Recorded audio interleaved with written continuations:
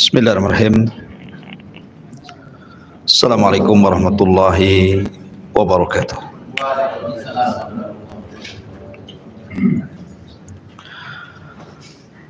Alhamdulillah, wassalatu wassalamu ala rasulillah wa ala alihi wa sahbihi wa mawalah wa la hawla wa la quwwata illa billahi wa ba'du. Alhamdulillah, di malam hari ini kembali kita bisa duduk untuk bertalabul ilmi di Masjid Al-Fajri Jodoh Batam. Salawat dan salam kita hadiahkan kepada Rasul kita Nabi besar Muhammad sallallahu alaihi wa ala alihi wasallam. Ma'asyiral muslimin yang dimuliakan Allah Subhanahu wa taala. Sekali lagi biasa kita mengkaji kitab sirah Rasul sallallahu alaihi wasallam. Tapi karena kita hendak menanggapi perkara-perkara yang sedang viral dan butuh penjelasan,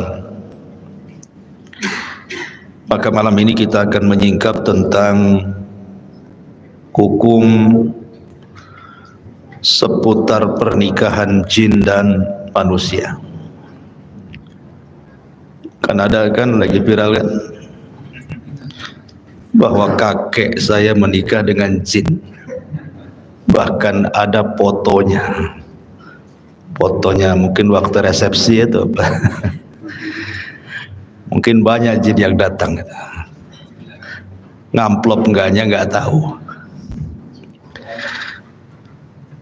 Yang kita ingin bahas di sini tentang hukum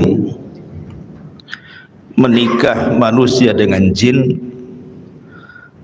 Apakah mungkin dan terjadi pernikahan itu? Kalau memang terjadi, bagaimana pandangan ulama? Ma'asyiral muslimin yang dimuliakan Allah Subhanahu wa taala, bicara tentang mungkinkah manusia menikah dengan jin, kita akan bicara mungkin atau tidak dulu, baru kita bicara hukum. Maka ulama mengatakan memang terjadi khilaf di antara ulama, apakah mungkin manusia itu menikah dengan jin. Pendapat yang pertama, dan ini pendapat Al-Imam Al-Mujahid, kemudian Al-Imam Al-A'mash dan juga Qatadah, serta sebagian besar dari madhab Hanafi. Bahkan ada yang menasabkan kepada perkataan Imam Malik, walaupun penasaban kepada Imam Malik ini ada yang mengkritik bahwa imkanu wuku'i dzalik, memungkinkan ada manusia itu menikah dengan jin. Ini pendapat yang pertama. Pendapat yang kedua, mustahil, tidak mungkin, bahkan mustahil manusia bisa menikah dengan jin.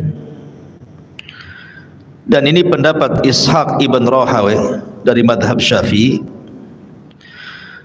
Kemudian satu riwayat daripada Hasan Al-Basri,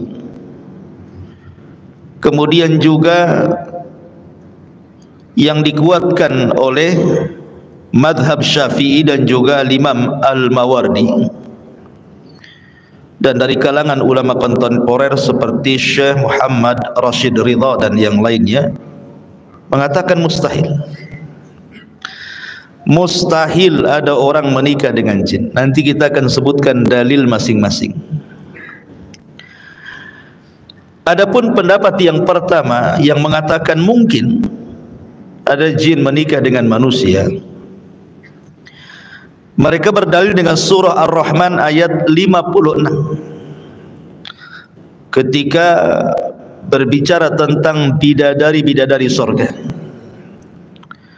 Lam yatmithunna insun qablahum walajan, di mana bidadari itu tidak pernah tersentuh oleh manusia sebelum dan juga tidak pernah tersentuh dengan jin. Di sini ada penyebutan manusia dan jin. Artinya ini kan bicara tentang bidadari surga. Tapi kalau seandainya bicara tentang wanita-wanita dunia, berarti mungkin disentuh oleh jin dan manusia. Pemahamannya seperti itu. Kemudian dalil yang kedua, surah Al-Isra ayat 64, di mana Allah mengatakan wasyarikhum fil amwali wal aulad,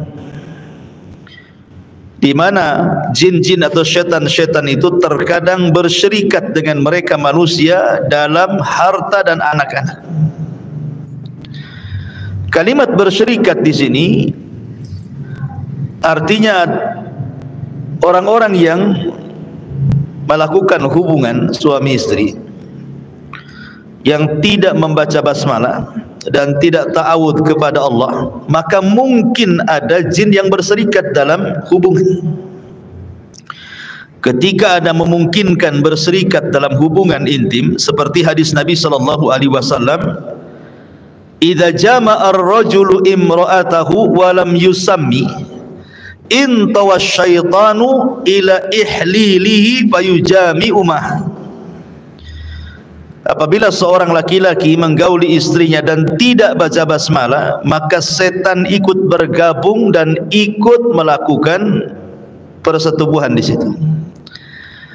Berarti memungkinkan setan itu menikah dengan jin karena bersyirikat dalam hubungan suami istri. Ma'asyiral muslimin yang dimuliakan Allah Azza wa Jalla, ini diantara dalil bahwa mungkin jin itu menikah dengan manusia.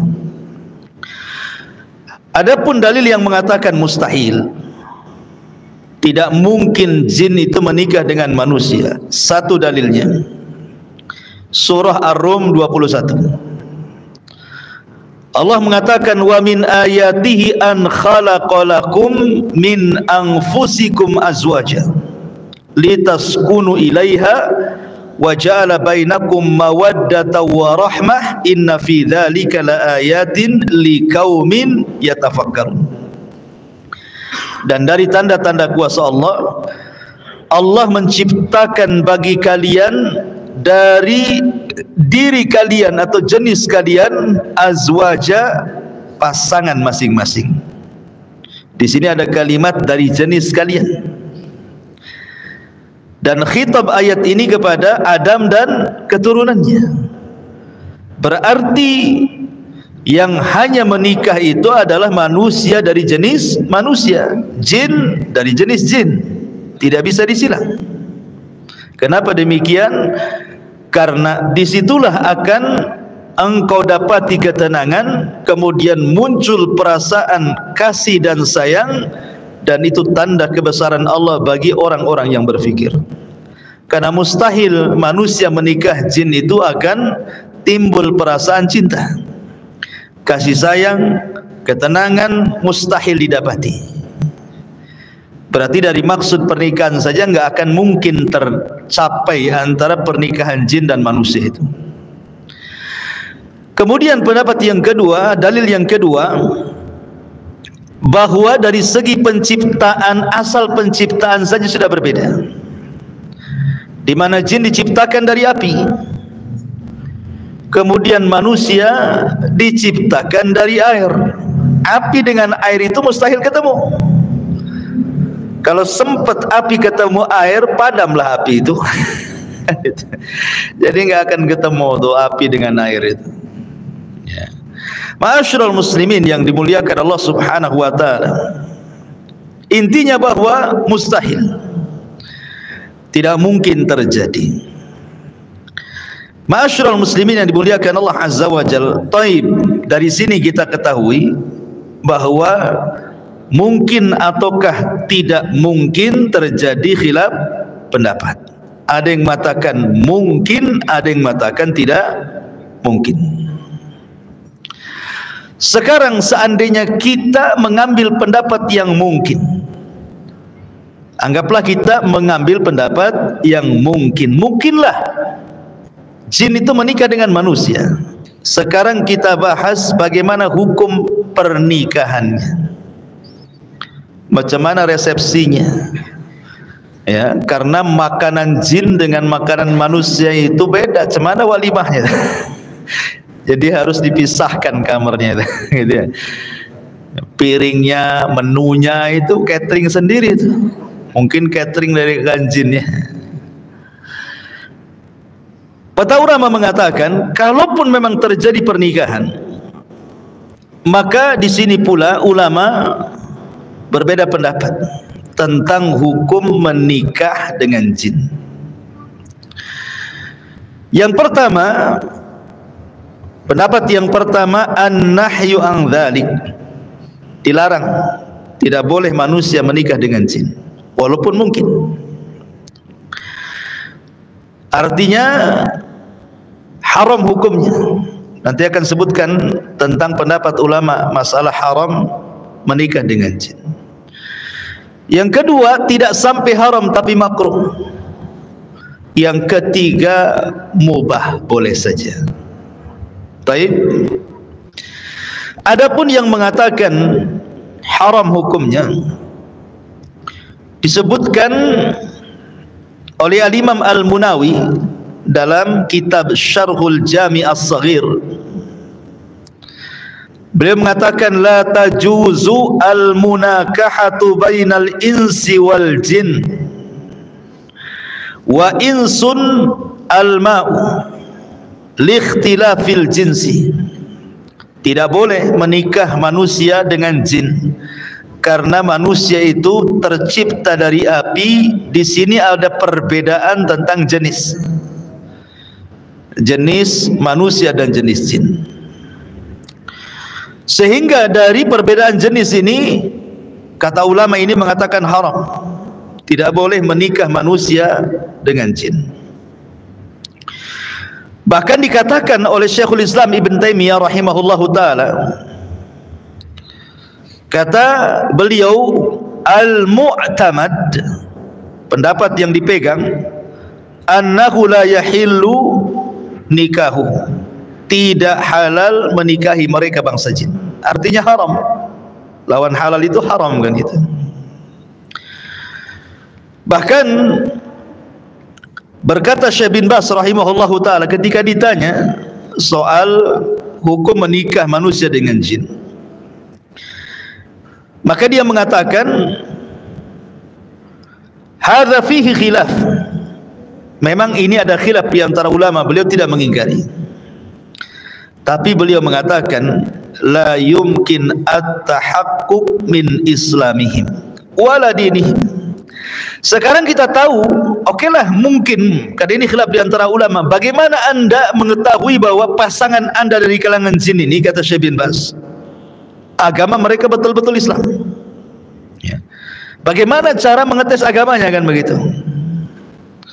Maka beliau mengatakan fala yambagi at-tazawwuj minhum bil kulliyah, maka tidak layak siapapun menikah dengan bangsa jin secara mutlak, karena jin itu para pendusta. Bisa saja dia bukan muslim, ngaku muslim untuk menyesatkan orang. Ini menurut Syekh bin Baz rahimahullahu ta'ala. Kemudian ada juga yang mengatakan makruh, tetapi ada juga yang mengatakan boleh. Di antaranya pendapat Imam Ibnul Arabi Al-Maliki, nikahuhum jaizun aklan, nikah mereka boleh secara akal. Dan juga dikuatkan oleh Al-Imam Ibnul Imad Asy-Syafi'iyah. Asy-Syafi'i, Ibnul Imad Asy-Syafi'i yang bermadhab Syafi'i mengatakan dibolehkan. Tapi pendapat yang kuat, ma'asyiral muslimin yang dimuliakan Allah Azza wa Jalla, tidak boleh, haram manusia menikah dengan jin. Ada beberapa hal kalau kita kupas sedikit tentang madarat menikah jin dan manusia ini. Pertama, nikah secara syar'i itu untuk ulfah. Ulfah itu maksudnya supaya terhubung perasaan cinta antara suami ke istri atau sebaliknya. Kemudian sukun, ketenangan. Kemudian al-isti'nas, ya, supaya terus menerus menjadi teman hidupnya. Dan juga al-mawaddah, dan juga kecintaan. Sementara apabila manusia menikah dengan jin, tidak mungkin mendapatkan ini semua, mustahil. Bagaimana caranya? Karena bentuk jin itu sendiri menakutkan, ya kan, menakutkan kan. Sampai ada seorang syekh meruqyah. Jadi orang ini kemasukan jin paling cantik di kabilahnya. Seorang syekh meruqyah. Siapa kamu? Katanya. Saya jin. Laki-laki atau perempuan? Perempuan. Cantik tidak? Cantik. Bahkan tercantik di kabilahnya. Ketika dijelaskan bagaimana bentukmu, dia mengatakan saya punya 10 kaki. Itu jin yang paling cantik. Kakinya 10. Berarti antum bisa bayangkan gurita. Itulah kayak gurita. Coba. Karena jin itu tidak mungkin menikah dengan manusia kecuali tasyakul kan. Kecuali dia sudah menghabiskan kekuatannya untuk beralih rupa. Itu sudah lemah dia. Okay. Kemudian di sini juga yang kedua, bahwa lam yarid al-idhnu minasyar'i fi dzalik. Tidak ada dalil yang membolehkan menikahnya seorang manusia dengan jin. Berdasarkan surah An-Nisa, fankihu ma taba lakum minan nisa, nikahilah wanita-wanita yang kau sukai. Sementara kalimat nisa ini khusus untuk manusia, bukan untuk jin. Maka selain itu tidak boleh. Berarti kalau seandainya menikah dengan jin dianggap haram. Ketika haram tidak sah, ketika sah berzina. Ya. Kemudian juga ada kias dalam Islam saja. Seorang budak dilarang menikah dengan orang merdeka kan. Umpamanya saya punya budak perempuan. Islam melarang, tidak boleh seorang tuan menikahi budaknya. Kenapa? Karena akan terjadi madarat. Madaratnya apa? Sebab kalau bayi ini lahir, maka anaknya akan menjadi merdeka karena ikut nasab bapaknya kan. Dan anaknya lebih tinggi derajatnya dibandingkan ibundanya. Ibundanya masih budak, sementara anaknya statusnya merdeka. Inilah yang disabdakan Nabi SAW ketika ditanya oleh Jibril tentang tanda-tanda kiamat. Antalidal amatu rabbataha. Ketika ada seorang budak melahirkan tuannya. Lah kalau orang merdeka dengan budak saja dilarang dalam Islam karena ada madarat, bagaimana manusia menikah dengan jin? Tentu lebih madarat. Lebih madarat lagi. Ya. Kemudian kalau seandainya memang hamil gitu ya, baik jinnya yang hamil karena perempuannya dari jin, atau manusia yang hamil gitu ya karena pernikahan dengan laki-laki dari jin, itu nanti kalau lahir kayak apa itu anaknya? Ya. Kalau umpamanya kakeknya nikah sama jin, anaknya jadi apa itu? Jadi setan. Ya. Masyarul muslimin yang dimuliakan Allah Azza wa Jalla. Jadi banyak pertanyaan yang susah dijawab nantinya. Kemudian juga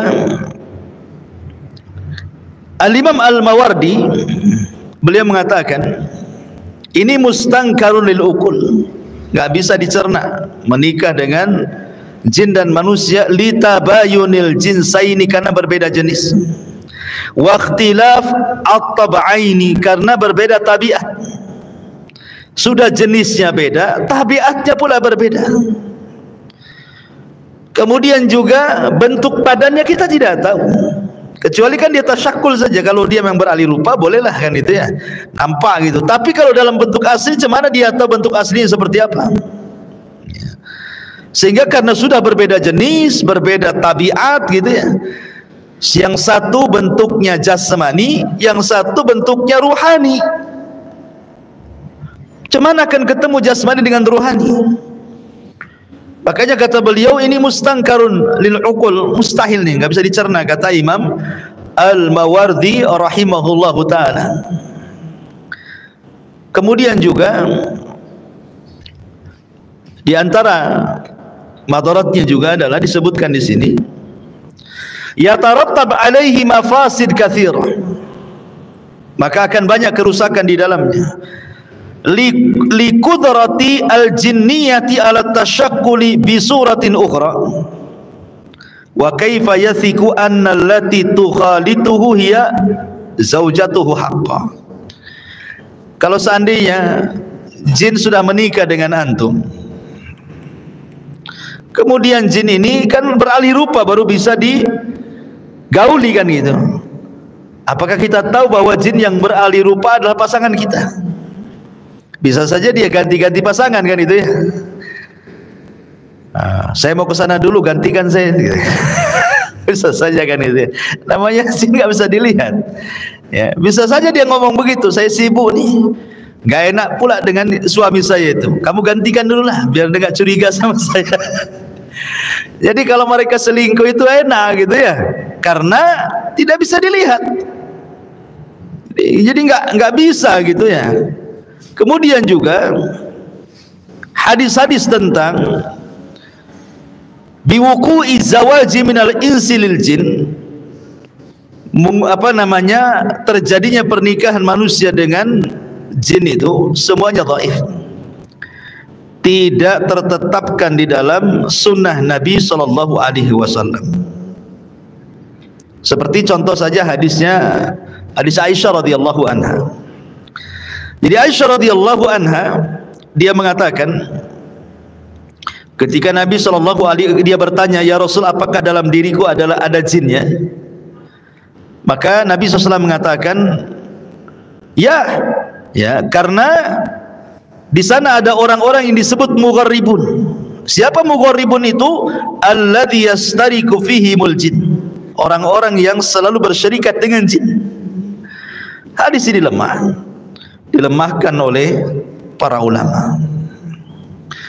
Intinya ma'asyiral muslimin yang dimuliakan Allah Subhanahu wa taala, ya, secara singkat mungkin ada 3 poin tentang bahaya menikah dengan jin itu. 1, pasti akan terjerumus kepada al-fawahish antara Bani Adam dengan jin. Pasti akan terjadi al-fawahish, artinya perzinahan, kerusakan, macam-macam ya, tidak mungkin tidak, itu pasti terjadi. Kemudian yang kedua, ma yatarattab ala tanakuhi bainahuma min adz-dzurriyyati wal hayati zaujiyah. Dalam menikah itu kan salah satu tujuannya adalah memiliki keturunan, memperbanyak anak, karena Rasul akan berbangga dengan banyak umatnya pada hari kiamat. Apakah mungkin manusia ketika menggauli jin atau sebaliknya akan bisa punya keturunan sementara jenisnya sudah berbeda? Ya, rahim mereka berbeda dengan rahim manusia kan gitu. Jadi ini pun jadi masalah. Ya. Berarti tidak punya keturunan dengan mereka. Tidak ada keturunan dari jin. Jadi kalaupun seandainya nih ada seorang suami menggauli istrinya, lupa membaca basmalah atau isti'adzah, kemudian jin ikut menggauli di situ, ya memang kedua-duanya akan merasakan nikmat duniawi, tetapi tidak bisa membuahi jin itu, dan tidak bisa juga kemudian memecahkan keperawanan, karena yang satu ruh yang satu jism, macam mana caranya kan itu. Artinya bahwa dari sini saja sudah madarat, karena tidak mungkin kemudian pernikahan manusia dengan jin akan melahirkan keturunan. Adapun kemudian yang ada di medsos gitu, ya ada orang yang mukanya jelek kemudian mengatakan karena ibunya kawin dengan jin gitu. Apa pula, nggak ada urusannya. Nggak ada. Manusia itu diciptakan sebaik mungkin. Laqad khalaqnal insana fi ahsani taqwim. Kemudian juga yang ketiga, bahwa bermuamalah dengan bangsa jin ini pasti akan memadaratkan banyak perkara. Karena jin itu memang kalau dia muslim, dia tidak mungkin bermuamalah dengan manusia yang muslim. Kehidupan mereka sendiri. Berarti yang memungkinkan muamalah dengan manusia itu jin-jin yang kafir, jin-jin yang fasik. Walaupun dia muslim mungkin fasik, dan otomatis tujuan mereka sendiri menikah dengan manusia untuk merusak manusia, bukan untuk memperbaiki manusia. Maka tidak perlu berbangga. Tidak perlu berbangga orang itu, oh kakek saya menikah dengan jin. Apa kebanggaan kan itu ya. Oke, ada foto walimahnya, la ilaha illallah, kan sampai ke walimahnya. Cuman itu fotonya tuh. Bentuknya kayak apa itu yang hadir di situ. Padahal Nabi SAW ketika bicara tentang masalah asnaf, kelompok-kelompok dari kalangan jin itu, apa kata Nabi SAW? Jin itu salah satu asnaf. Jin itu ada tiga jenis, kata Nabi SAW. Apa saja kata beliau? Simfun lahum ajnihatun yatiruna fil hawa. Ada jenis jin itu punya sayap, dia terbang ke sana kemari. Kemudian wasimfun hayyatun wakilab. Dan kelompok yang lain jin itu bentuknya ular-ular, bentuk ular-ular dan anjing-anjing. Jadi ketika walimah banyak ular yang hadir itu ya ular-ular itu. Ular, kemudian anjing-anjing gitu ya. Ya Allah ya. Kemudian wasimfun yahlun atau yahulluna wa yat'anun. Yahulluna wa yat'anun, dan kelompok yang lain mereka jin yang tinggal diam di rumah-rumah kaum muslimin, ataupun wayat anun ke sana kemari, dia rihlah safar ke sana kemari. Itulah jenis-jenis jin. Jenis-jenis jin yang disebutkan Nabi SAW dalam hadis Abi Tha'labah Al-Khushani radhiyallahu anhu. Di sana memang banyak pembagian soal macam-macam jin itu, ikhwan. Seperti umpamanya menurut ahli kalam. Menurut ahli kalamnya. Ahli kalam itu maksudnya orang-orang filsafat. Jadi mereka membagi ketika bicara tentang jin itu, kata Imam Ibnu Abdul Bar rahimahullahu ta'ala, al-jinnu inda ahlil kalam, jin menurut ahli kalam, orang-orang filsafat, ala maratib, itu ada tingkatan-tingkatannya. Fa'idha dzukiru atau na'am fa'idha dzukirul jin khalisan qalu jinniyun, atau fa'idha dzakaru al jinna, apabila mereka menyebutkan kalimat jin khalisan secara mutlak gitu ya, enggak ada embel-embel yang lainnya, maka mereka mengatakan itulah maksudnya jin. Apabila disebutkan ya jin gitu. Fa idza aradu annahu mimman yaskunu ma'annas, tetapi kalau yang dimaksud jin yang hidup bersama manusia di rumah-rumah itu, qalu, mereka mengatakan amir, itu sebutannya amir ataupun jamannya awamir.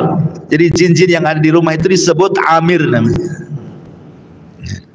Kemudian fa in kana mimman ya'ridu lisibyan qalu arwah. Tapi kalau yang dimaksud jin-jin yang suka main-main dengan anak-anak, mempermainkan anak-anak tuh, seperti anak-anak indigo gitu ya, gitu, suka dimain-mainin sama jin itu. Karena jin ini terkadang kalau tasyakul itu suka mewarna-warnai badannya. Untuk apa? Menakut-nakuti. Jadi kalau antum ke tempat gelap-gelap itu, kadang-kadang ada mungkin sekilas gitu ya, ada warna putih lewat gitu ya, atau warna-warna yang lainnya, itu memang jin seperti itu. Jin itu terkadang mereka menakut-nakuti manusia itu dengan menggunakan warna-warna di badannya. Tasyakulnya itu dengan talawun, mewarnai badannya. Kayak antum di lampu merah itu ada manusia silver tuh. Kayak gitulah manusia silver ya, itu kan jin itu seperti itu. Jadi kadang-kadang antum lewat di kuburan, tiba-tiba pohon pisang jadi setan. Setelah betul-betul ditengok, ternyata pohon pisang. Tapi kalau sekilas itu kayak ada bayangan gitu ya, itu setan, itu jin yang nakut-nakuti kita itu. Makanya terkadang anak indigo itu ya terkadang melihat jin, tetapi setelah tasyakul atau karena imajinasinya anak itu, karena suka ditakut-takuti setan sehingga seolah-olah melihat setan padahal tidak gitu ya. Nah, jadi ada namanya jin itu arwah. Makanya Rasul melarang mengeluarkan anak-anak di waktu maghrib. Kata Rasul, jangan mengeluarkan anak-anak kalian di waktu maghrib, karena itu saat setan sedang talaub, sedang main-main gitu ya. Dan fa'in khabutha, kalau jahat jin itu maka disebut marid. Marid ini kepala jinnya ya, ketua jinnya. Bahkan dalam sebuah kitab ya, yang ini jadi rujukan bangsa jin, itu nanti saya akan sebutkan beberapa nama jin yang dijadikan rujukan tukang sihir. Kitab Syamsul Ma'arif itu. Di situ dijelaskan nama-nama kabilah-kabilah jin itu. Wallahu alam sandarannya kemana ya, tapi sebagai pengetahuan nanti saya sebutkan.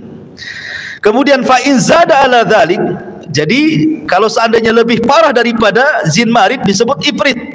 Itulah yang kemudian di zaman Sulaiman pernah tunduk kepada Sulaiman dan berjanji untuk mengangkat istana Ratu Balkis dari Yaman ke Palestina sebelum Sulaiman bangkit dari singgasananya. Berarti punya kekuatan tuh jin ifrit itu. Ma'asyiral muslimin yang dimuliakan Allah Subhanahu wa taala.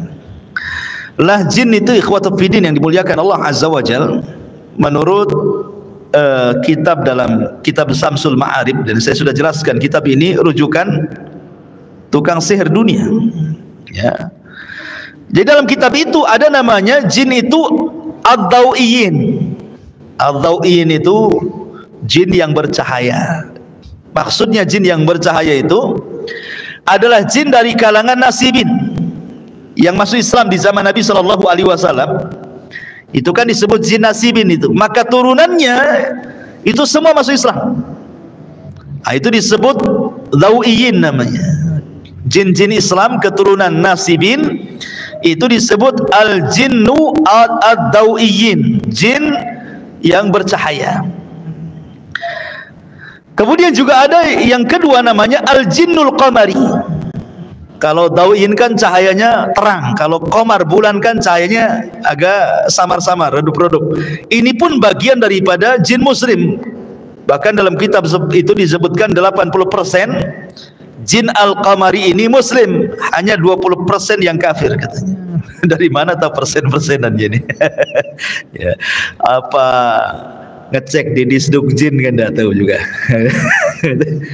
Kemudian juga yang ketiga ada namanya al-jinnun nariyah. Nah, ini jin keturunan iblis. Semua kafir. Al-jinnun nariyah ini. Karena nar itu diambil dari kata api. Ya, sesuai dengan ciptaannya. Dan ini kebanyakan kafir ya, ini pengikut iblis gitu ya. Kemudian ada jin namanya al-ma'iyun, jin yang hidup di air. Makanya mereka membuat istana iblis di air kan, itu di lautan. Mereka suka nyelam seperti jin-jin yang bekerja kepada Sulaiman kan, mereka menyelam-nyelam gitu ya, dan membuat bangunan. Kemudian yang kelima ada namanya al-jinnu at-turabiyun. Turab itu diambil dari tanah. Jadi jin itu hidupnya di dalam tanah dia. Ya. Kemudian juga ini namanya jin-jin, jenis-jenis jin gitu ya. Lah adapun kabilah-kabilah jin juga punya kabilah. Kayak kita juga kan ada suku-suku ya di Indonesia itu ya. Ada suku Jawa, ada suku Sunda, ada suku Padang, Melayu, macam-macam ya. Kubata gitu ya. Maka jin juga itu ada kabilahnya, ada suku-sukunya. Yang pertama ada namanya kabilah tu Amir, kabilah jin-jin dari jin-jin Amir. Ini biasanya khusus menempati rumah-rumah kaum muslimin, khususnya kamar-kamar mandi. Makanya kalau masuk kamar mandi disuruh untuk berdoa. Ya, mereka tidak menyakiti secara badan. Kalau jin muslim mereka tidak akan menyakiti. Makanya di zaman Nabi SAW ketika perang Khandaq, kan perang Khandaq itu sahabat harus menjaga parit. Mereka meninggalkan rumah-rumah istri-istri mereka. Jadi ada seorang sahabat Ansor takut, khawatir dengan istrinya, takut diserang gitu ya dari belakang. Maka dia minta izin kepada Nabi SAW, Rasul, saya ingin melihat istri saya. Kata Nabi, ya bawa pedang, aku takut nanti engkau akan dihadang oleh Bani Quraidah. Pulang dia. Ketika pulang, istrinya dalam pakaian rumah langsung keluar. Marah, langsung mencabut pedangnya. Ya, karena aib seorang wanita keluar dalam pakaian yang seperti itu di zaman Nabi kan itu ya. Rupanya kata istrinya, jangan istiajal, jangan terburu-buru, kau lihat di rumah tuh. Akhirnya sahabat ini masuk ke dalam rumah, rupanya di kasur ada ular besar. Ya. Akhirnya kemudian diseranglah ular itu dengan pedang, sehingga ular itu menyerang balik. Akhirnya sama-sama kena. Ular itu menggigit sahabat ini dan pedangnya berhasil memutus ular, mati dua-duanya. Kemudian sampailah berita ini kepada Nabi SAW. Kata Nabi SAW, sesungguhnya di Madinah ini ada jin-jin muslim yang berada di rumah-rumah kalian. Jadi kalau kalian mendapati ular di rumah kalian, kata Nabi SAW, hendaklah diusir pelan-pelan. Ya, diusir pelan-pelan. Katakan kepada ular itu, kalau engkau seorang muslim, jangan ganggu kami, keluar. Sebutkan 3 kali. Kalau memang tidak mau keluar, berarti memang dia ular. Maka bunuhlah ular itu setelah membaca ta'awudz. Jadi diusir pelan-pelan dulu, jangan dibunuh.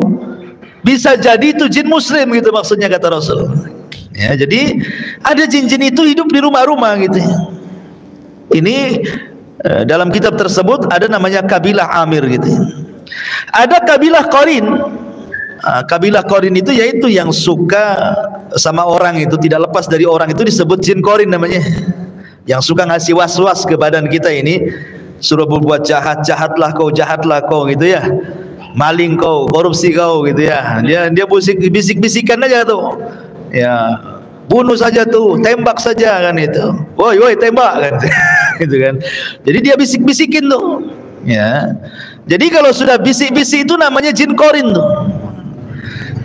Kadang-kadang dukun ini sok ngawur ya. Ya memang mereka ngawur, bukan hanya ngawur, mereka para pendusta gitu. Maksudnya gini, sebagian dukun itu menganggap bahwa bisa mengislamkan Qarin mereka, bisa memerintahkan Qarin mereka. Mana bisa?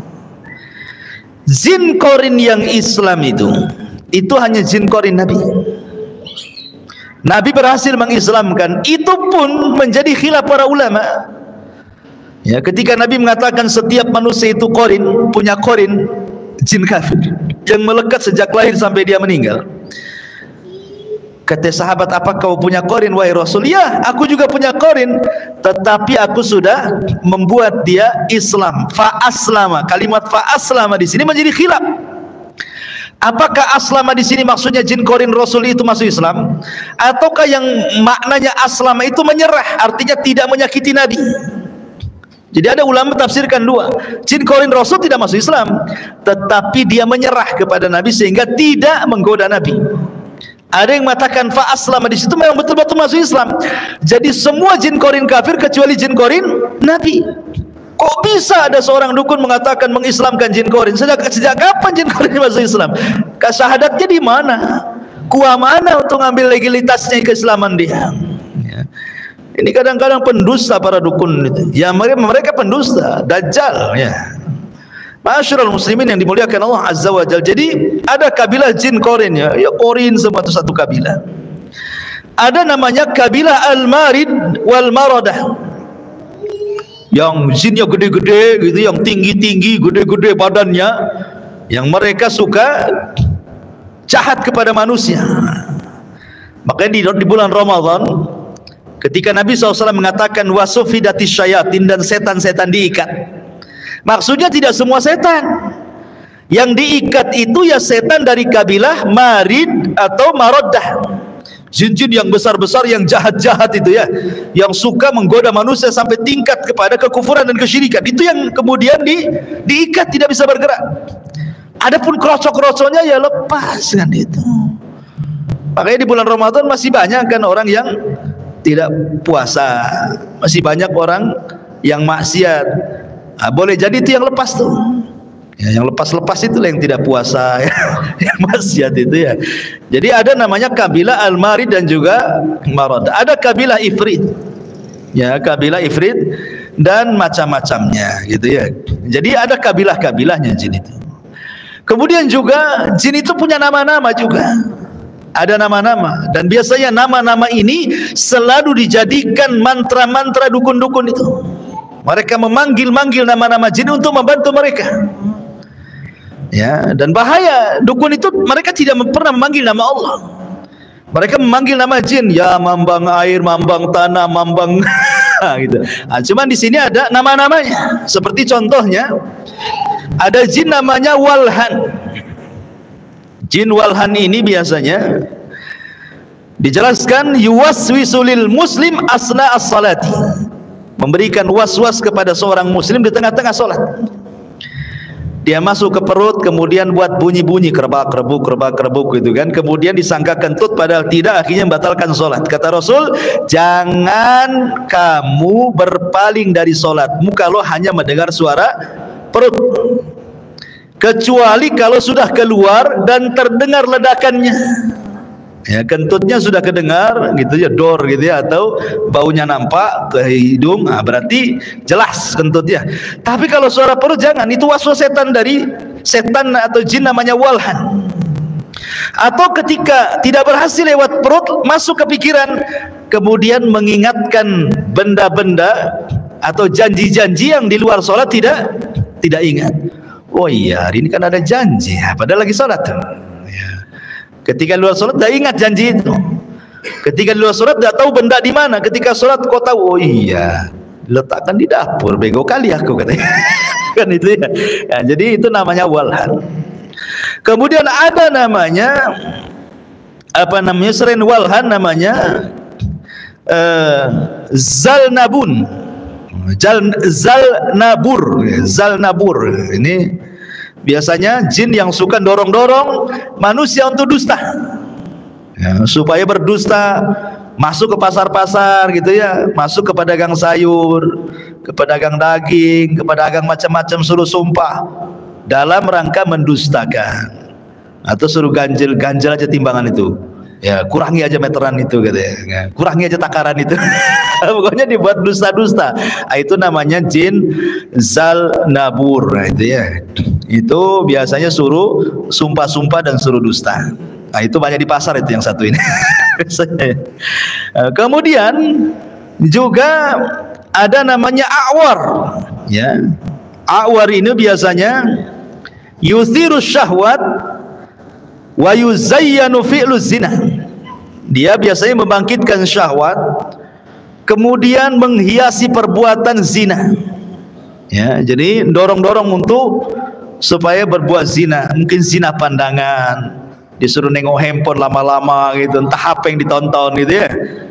Kemudian berkhalwat di situ lama-lama di kamar mandi, ngapain pula lama-lama di kamar mandi gitu ya. Jadi ini zin namanya, disebut A'war gitu ya. Kemudian juga ada namanya Dasim. Ada namanya Dasim di sini. Itu nama jin tuh, Pak Dasim ya. Dasim ini juga yuthirul fitnata bainal azwaj. Nah, itu yang suka dorong-dorong suami istri suruh tengkar. Ya, biasanya masuk ke was-was ke istri-istri antum biasanya. Ini Pak Dasim ini masuk ke istri-istri antum, disuruh cerewet gitu ya sama antum supaya antum kesel gitu ya. Disuruh ngewas-wasin, minta tambah belanjanya gitu ya. Disuruh nengok istri tetangga banyak emasnya gitu. Gitu. Oh ya, si Dasim ini itu tugasnya tuh ya. Dia suka ngasih was-was gitu ya. Kemudian juga ada namanya Laqis. Laqis ini min banati iblis. Dia termasuk anak-anak perempuan iblis yang mengganggu wanita-wanita untuk supaya melakukan kemungkaran. Ya, terkadang masuk ke wanita-wanita akhirnya tidak mau nikah. Ya, itu masuk pada jin al-asyik namanya. Jadi orang yang sudah 40 tahun, biasanya perempuan sudah mapan, sudah punya pekerjaan, itu tidak mau nikah. Ah, ngapain susah gitu ya kan? Kalau saya nikah harta saya habis dimakan suami saya. Gitu ya kan? Jadi ada orang-orang yang nggak mau nikah tuh. Ya, yang laki-laki juga sama ya, nanti kemasukan jin ini. Kemudian ada namanya jin ini ad-dahar yu'dhil bashar fi ahlamihim wa yurawwi'uhum, ya, wa yurawwi'uhum. Jadi yu'dhil bashar fi ahlamihim wa yurawwi'uhum. Jadi ad-dahar ini dia nama jin yang suka masuk ke mimpi-mimpi orang. Ya, kemudian menakut-nakuti dalam mimpinya tuh. Dia masuk dalam mimpi itu, kemudian dia membuat dalam mimpinya seolah jadi genderuwo gitu ya, kemudian jadi binatang-binatang buas gitu ya. Pokoknya dia menakut-nakuti dalam mimpinya. Makanya mimpi basah sekalipun itu bukan dari Allah, bukan mimpi baik. Mimpi basah itu dari setan. Makanya para nabi tidak pernah mimpi basah. Ya, tidak ada satupun nabi yang mimpi basah. Kenapa? Karena mimpi basah maksudnya mimpi berhubungan suami istri dalam mimpi itu dari setan. Terkadang kiriman sihir. Pamannya antum dalam mimpi gitu kan menggauli tetangga antum, diceritakan pula sama istri. Kacau antum ini. Jangan diceritakan sama istri. Dek, semalam saya menggauli tetangga sebelah. Ya, salah itu ya. Jangan diceritakan. Itu mimpi buruk, jangan diceritakan. Ya, itu namanya dahar itu ya. Kalau dahar orang Sunda ya makan. Maksudnya dahar di sini nama jin. Ada namanya jin itu tamrih. Ya, itu yunshirul kasal wa adamul qudrati alal qiyam bil wajibat. Nah, si tamrih ini dia masuk ke manusia membuat malas ibadah, kemudian tidak mau melakukan hal-hal yang wajib. Dia malas sholat gitu ya, pokoknya malas berbuat baik sama orang tua, pokoknya yang wajib-wajib itu malas dia melakukannya. Termasuk juga ada namanya jin namanya sabrun ya, atau sabar ya, pakai sa, yusaidu ala latmil wajhi, itu dorong-dorong orang untuk mukul. Kalau mukul itu pukul wajah. Makanya dalam Islam tidak boleh mukul wajah. Kata Rasulullah, tadribil wajha, jangan pukul wajah. Dalam kondisi apapun suami marah sama istri, jangan pukul wajah, pukul yang lainnya saja ya, jangan wajahnya ya. Kemudian juga ada namanya miklas. Miklas ini yukiul adawata wal baghdha bainan nas. Dia suka nyulut kompor dia, supaya orang musuhan, supaya orang kemudian bertengkar gitu ya, dan lain sebagainya. Lah ini penamaan seperti ini secara nas Al-Quran atau hadis Nabi SAW memang tidak ada, tapi tercantum dalam kitab yang jadikan rujukan para dukun seperti Samsul Ma'arif, kemudian kitab-kitab yang semakna yang sudah saya jelaskan ke antum.